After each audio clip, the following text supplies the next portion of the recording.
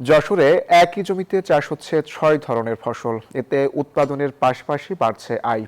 কৃষি বিভাগ বলছে, বহু ফসলি এই পদ্ধতি ছড়িয়ে দিতে কৃষকদের নানা পরামর্শ দেওয়া হচ্ছে।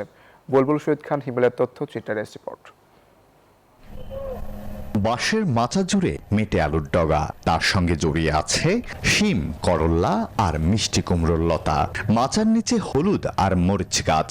একই জমিতে একসঙ্গে ৬ ধরনের ফসল। এমনই অভূতপূর্ব দৃশ্য চোখে পড়বে যশোরের বাঘারপাড়া উপজেলার খানপুর গ্রামে। খানপুর গ্রামের তরুণ কৃষক অনুপ কুমার দাস প্রায় ১৫ বছর ধরে করছেন চাষাবাদ। তবে গত ২ বছর ধরে প্রচলিত পদ্ধতির বাইরে গিয়ে একই জমিতে একাধিক ফসল চাষ করছেন তিনি। এই পদ্ধতিতে বিঘা প্রতি খরচ হয় ১.৫ থেকে ২ লাখ টাকা, আর সারা বছর এসব ফসল বিক্রি করে লাভ হয় দ্বিগুণ।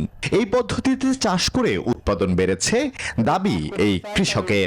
এই পদ্ধতি যদি চাষ করে তা আমার মনে হয় মানুষ সবাই লাভবান হতে হবে বা দেশের কোনো খাদ্যের কোনো ঘাটতি থাকবে না।